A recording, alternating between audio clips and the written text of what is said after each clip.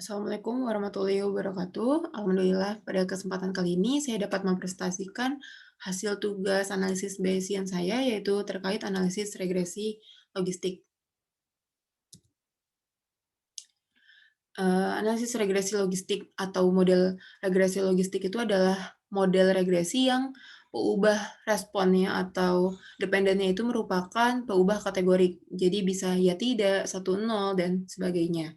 Di sini ada keterangan menurut Hosmer tahun 1989, di mana metode regresi logistik itu adalah suatu metode analisis statistika yang mendeskripsikan hubungan antara peubah respon yang memiliki dua kategori atau lebih dengan satu atau lebih peubah penjelas berskala kategori atau interval. Jadi di sini dijelaskan kembali yang wajib merupakan kategori itu adalah peubah respon atau dependen atau Y yang biasa kita tahu sebagai Y. Sedangkan untuk variabel independennya itu dapat berupa kategori atau interval, itu sesuai data yang tersedia saja.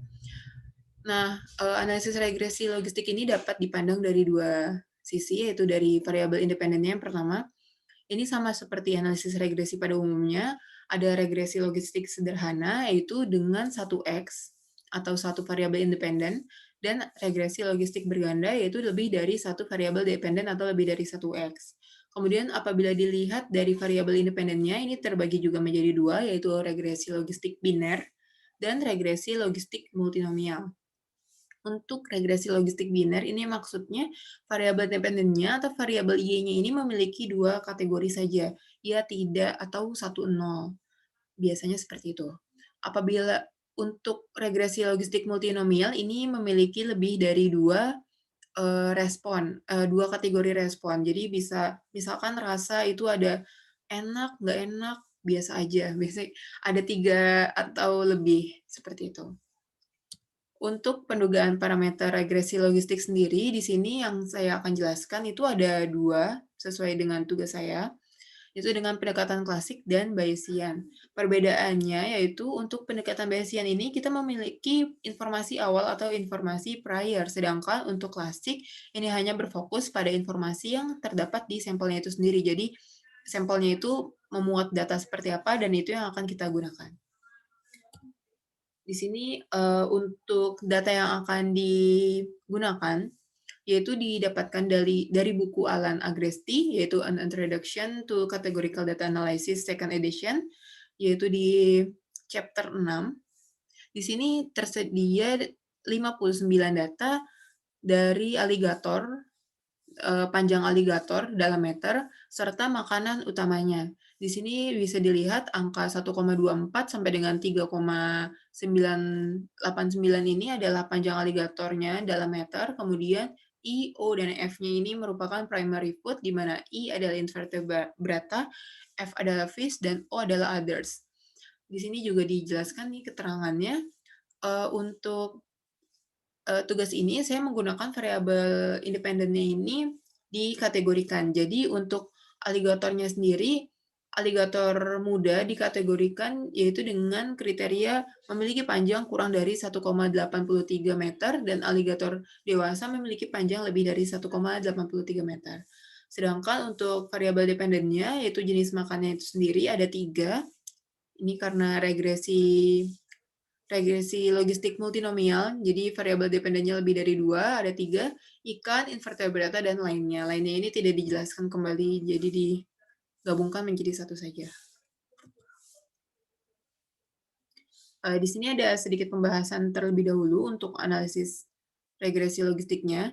Yang pertama untuk pendekatan klasik, di sini disimbolkan kategorinya itu dengan J, yaitu 0, 1, dan 2. Dengan probabilitas respon P0, P1, P2 yang berjumlah totalnya itu adalah 1. Ini dinyatakan seperti yang ada di layar. Kemudian bentuk logitnya juga ada di layar ini.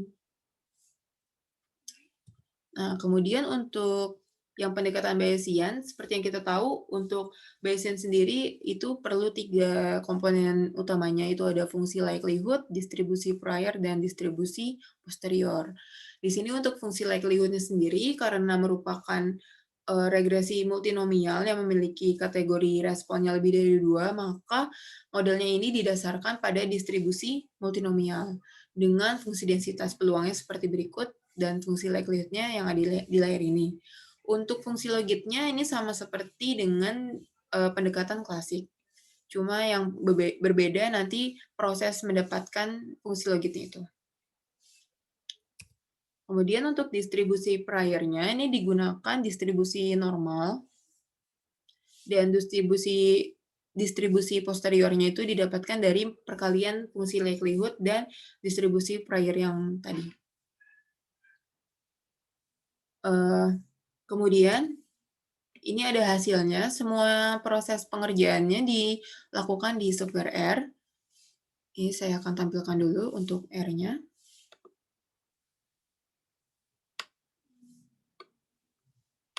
Jadi yang pertama kita akan meload data atau memasukkan datanya. Di sini saya simpan di file D di laptop. Di sini dapat dilihat datanya. Kemudian kita juga perlu untuk mendefinisikan variabelnya. Di sini saya mendefinisikan X, variabel X-nya ini atau panjang aligatornya ini sebagai numerik.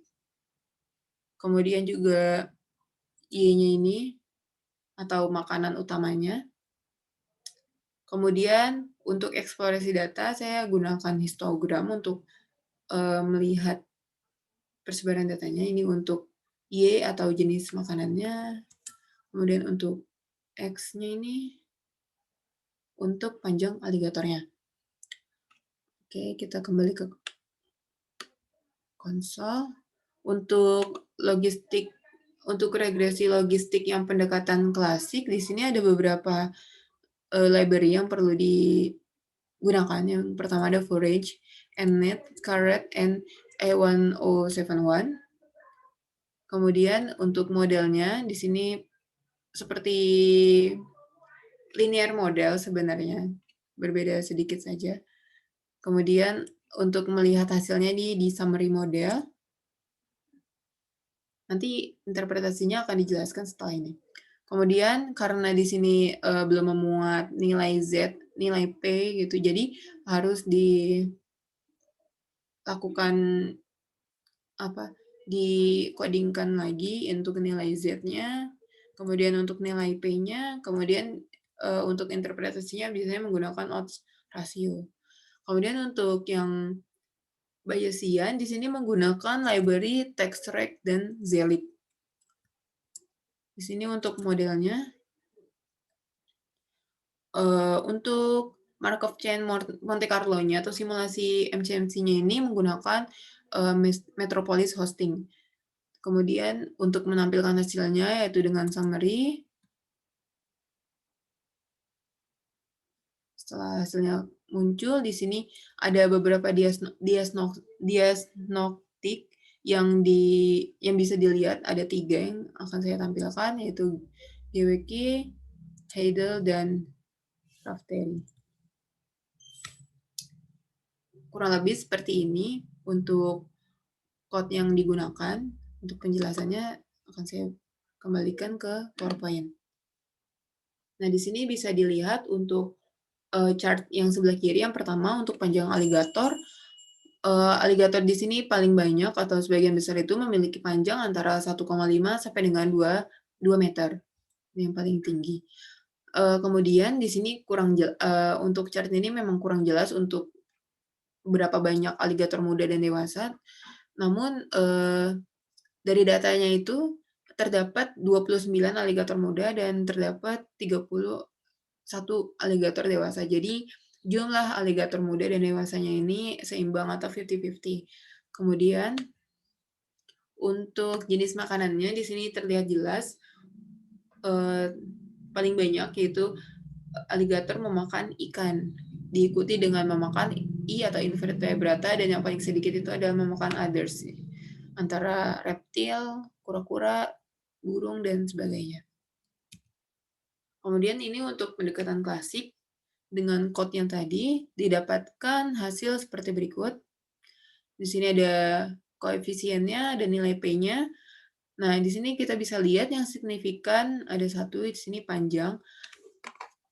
Ini menandakan bahwa variabel panjang ini berpengaruh pada jenis makanan dari aligator di Florida.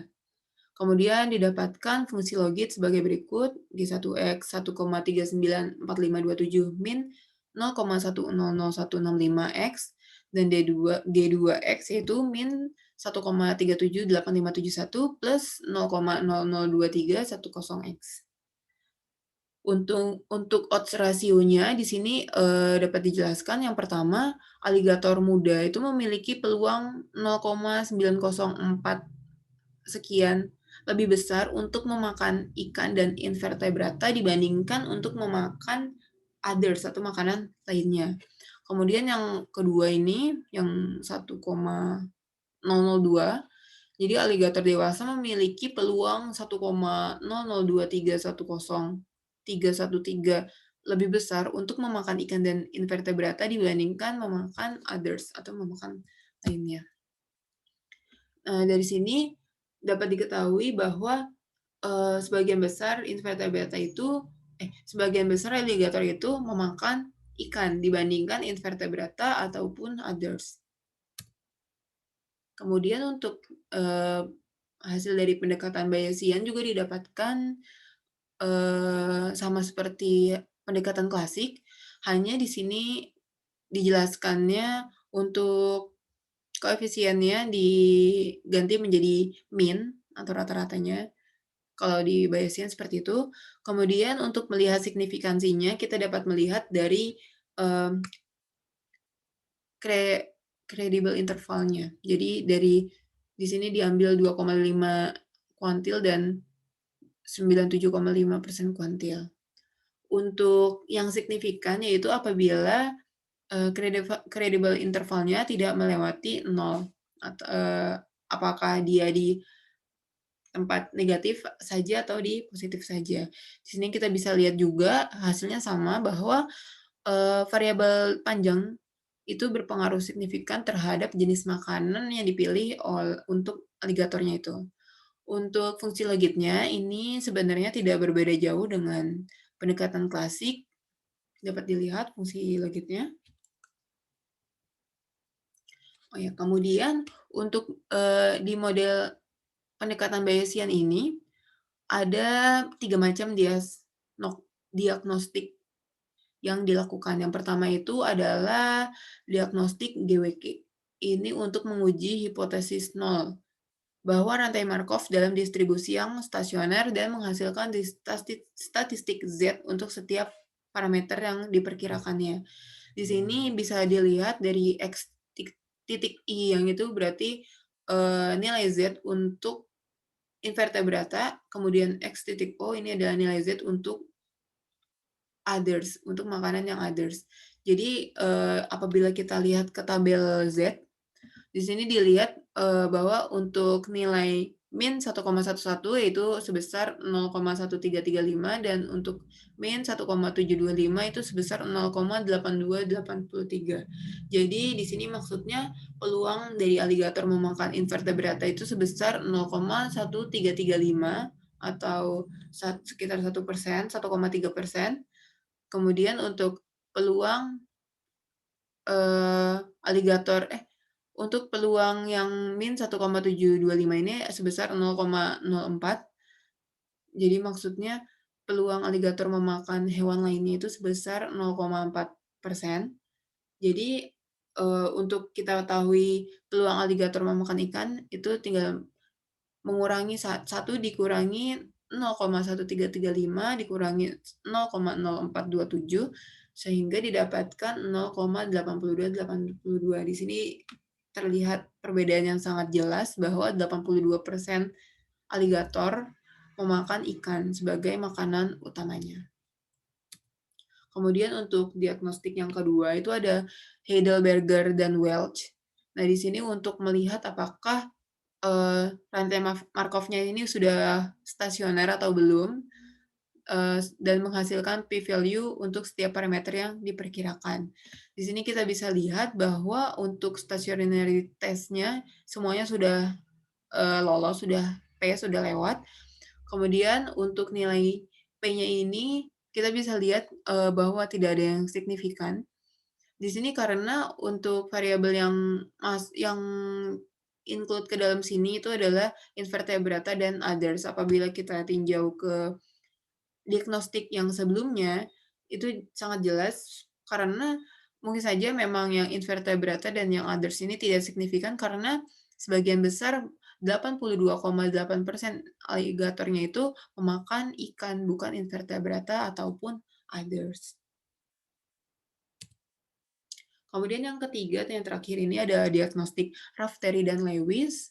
Di sini untuk, melihat untuk memperhitungkan berapa sih akurasi yang digunakan, probabilitas, kemudian juga berapa lama, rantai Markov ini harus berjalan. Ini bisa dilihat dari burn-in-nya. Di sini dilihat bisa diketahui burn-in-nya untuk setiap, parameternya itu berbeda, ada 4, 10, 11, dan 7. Jadi memang untuk menjalankannya ini akan memakan waktu lebih lama apabila yang memiliki burn-in-nya itu dalam, eee, burn-in yang sama atau dengan nilai yang kecil. Baiklah, kita masuk ke kesimpulan. Di sini sebelumnya saya juga menyertakan fungsi logit dari pendekatan klasik dan pendekatan Bayesian dapat dilihat, ya. Itu untuk poin nomor pertama. Nomor satu, fungsi logit yang dihasilkan dari pendekatan klasik maupun Bayesian tidak jauh berbeda. Dapat dilihat ini hanya berbeda di koma saja. Kemudian untuk yang kedua pendekatan ini menunjukkan hasil yang sama, yaitu panjang aligator signifikan terhadap makanan yang dikonsumsinya. Ini bisa dilihat dari, apabila dari pendekatan klasik itu dari nilai P atau p-value-nya, untuk pendekatan Bayesian dilihat dari credible intervalnya yang tidak melewati 0. Kemudian yang ketiga, pendekatan klasik dan Bayesian memberikan hasil yang sama, yaitu aligator cenderung memakan ikan dibanding invertebrata dan makanan lainnya. Ini sudah jelas dijelaskan sebelumnya. Kemudian yang terakhir, regresi logistik dengan pendekatan Bayesian lebih representatif karena didukung oleh informasi prior. Di sini juga memudahkan untuk kita memahami hasil karena tersedia diagnostik modelnya itu, yang ada 3 terakhir tadi. Kemudian untuk sarannya, sebenarnya, akan lebih baik apabila dilakukan prediksi untuk keduanya. Sebenarnya sebelumnya saya sudah melakukan prediksi untuk Bayesian, tapi saya tidak menemukan sintak untuk prediksi klasik, jadi tidak saya sertakan. Itu akan lebih, baik untuk melihat karena juga dapat dikeluarkan plotnya untuk benar-benar melihat kecenderungan untuk kasus ini kita dapat benar-benar melihat kecenderungan aligatornya itu lebih memilih primary food-nya yang mana gitu dapat dilihat nanti. Kemudian untuk, pendekatan Bayesian ini juga dapat dilakukan dengan software lainnya selain R, itu contohnya seperti Winbox. Tapi pada eksempel Winbox-nya sendiri untuk regresi logistik multinomial ini belum ada doodle-nya. Jadi baru ada, sintaknya, baru ada code-nya. Mungkin ini akan menjadi tantangan tersendiri bagi peneliti untuk dapat, membuat doodle sesuai dengan kebutuhannya masing-masing. Baiklah, sekian presentasi dari saya, kurang lebihnya mohon maaf. Wabillahi taufiq wal hidayah. Wassalamualaikum warahmatullahi wabarakatuh.